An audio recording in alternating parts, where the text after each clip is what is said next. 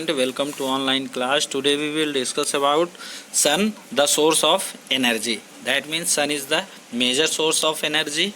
How can we say that? Let's discuss here.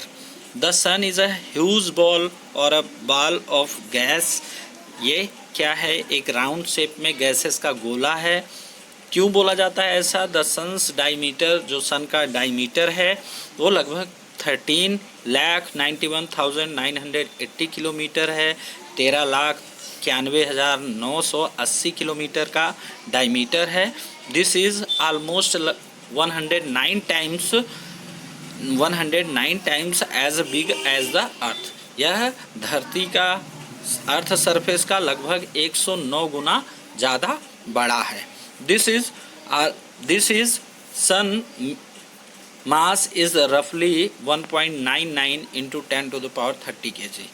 यह जो सन का मास है 1.99 इंटू 10⁻⁻30 किलोग्राम है.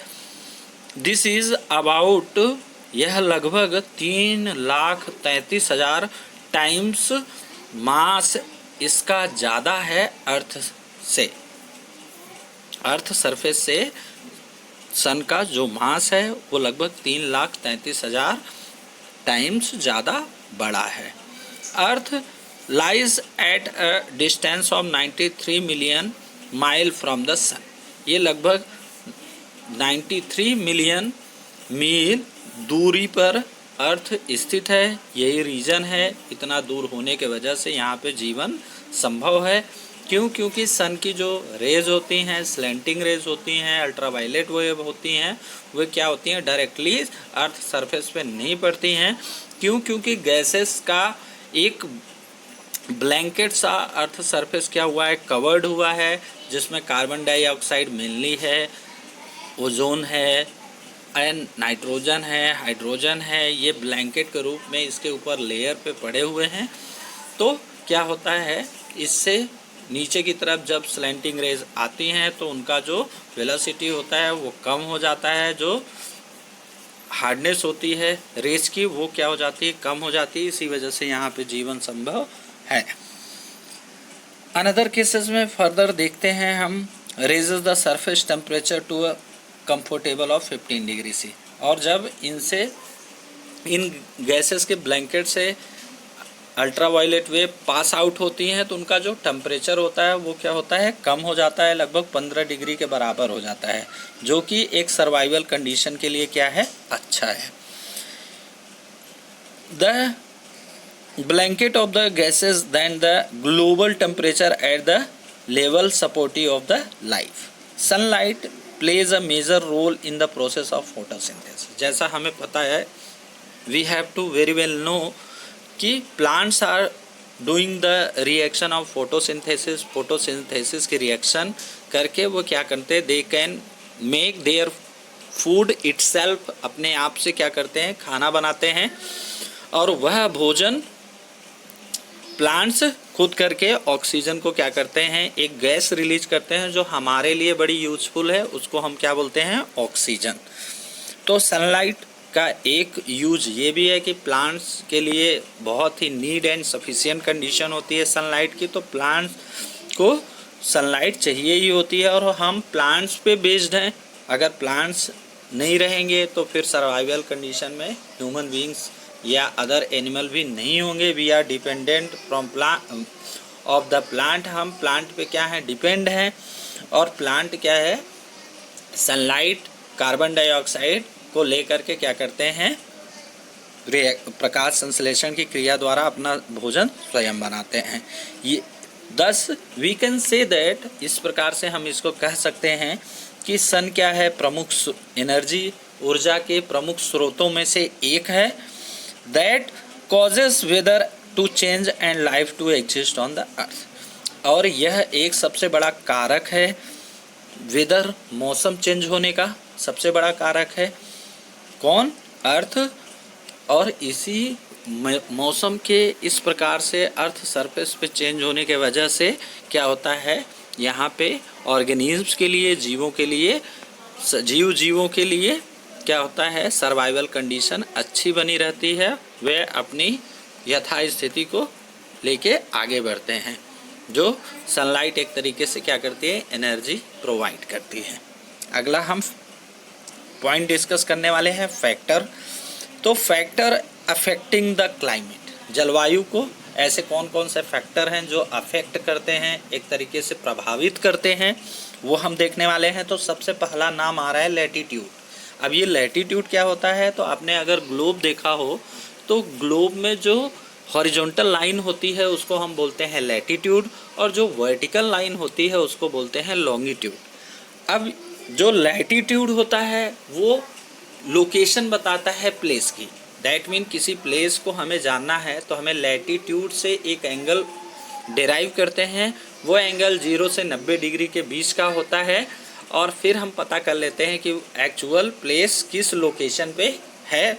तो latitude help the location of the place. Next point देखते हैं, the climate of a place depends, साथ ही साथ लैटीट्यूड एक और प्रभाव डालता है। Climate of a place depend on its location on the earth. Latitude से हमें लोकेशन जब पता चलती है तो उससे हमें ये भी पता चल जाता है कि यहाँ का, जैसे प्लेस पता चलती है तो हमें पता चल जाता है कि वहाँ का वेदर इस प्रकार से है। And the places on the earth which are near to the equator, equator के नज़दीक जो प्लेसेस होते हैं वे क्या होते हैं, ज़्यादा हॉट होते हैं, जबकि इक्वेटर से जिनकी ज़्यादा दूरी होती है वे क्या होते हैं, कोल्ड कंडीशन में होते हैं।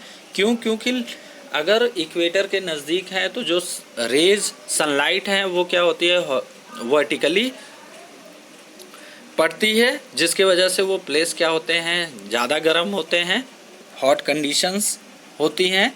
और जो दूर होते हैं इक्वेटर से वे क्या होते हैं, स्लैंटिंग रेज वहाँ पे पड़ती हैं, इस वजह से वो क्या होते हैं, कोल्ड होते हैं। अगला पॉइंट है earth tilts on its axis. That mean कि पृथ्वी अपने ही पोल पे, अपने ही एक्सिस पे क्या करती है, रोटेट करती है। उसके वजह से भी क्या होता है, सम ऑफ द फैक्टर अफेक्ट करता है क्लाइमेट को। The axis about which the earth rotate tilt it thin tilt on the axis that causes seasons as the earth के इस प्रकार से घूमने से सीजन चेंज होते हैं। दैट मीन जैसे समर सीजन है, विंटर सीजन है, स्प्रिंग है, तो जैसे जैसे वो रोटेट होती है और साथ ही साथ रिवॉल्व अराउंड द सन, सूरज की क्या करती है, परिक्रमा करती है। इस वजह से क्या होते हैं, हमारे यहाँ अलग अलग ऋतुएं होती हैं। 2 महीने 3 महीने की गर्मी होती है, 2 महीने 3 महीने की बारिश होती है, रेनी सीजन जिसको हम बोलते हैं।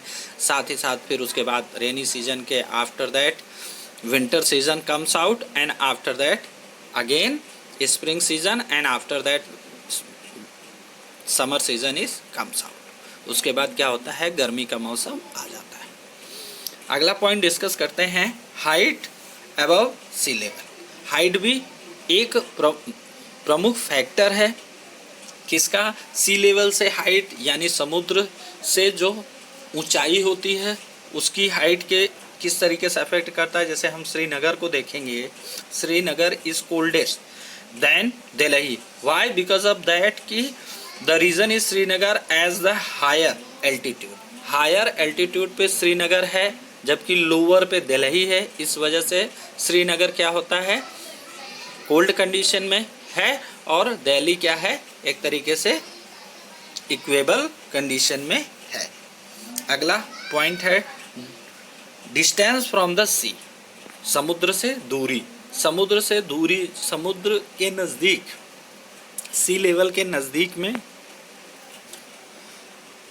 रहने वाले, सी लेवल के नज़दीक में जो प्लेसेस प्रेजेंट होते हैं वहाँ पे सुबह शाम ठंडी हवाएं चलती हैं, जिसको हम बोलते हैं bridge, land bridge, C bridge.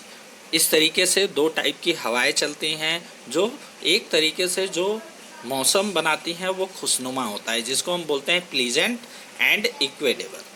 That mean pleasant, खुशनुमा मौसम बन जाता है। यहाँ पे लिखा भी हुआ है the places near the receive cool breeze वे क्या करते हैं, ठंडी हवाएं मिलती हैं उनको। This makes the climate pleasant, यह जलवायु को क्या बनाता है, खुशनुमा बनाता है, एंड इक्वेबल और रहने लायक बनाता है। It is neither too hot not too cold, और न ही ये ज़्यादा ठंडी होती है और न ही ज़्यादा ये गर्म होती हैं।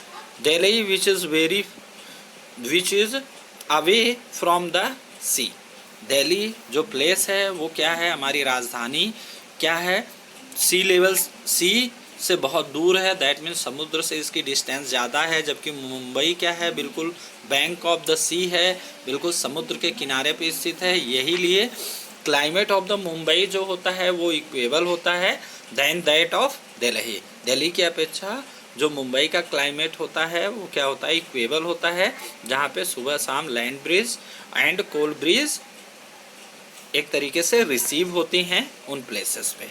अगला हम पॉइंट डिस्कस करेंगे वाइंड।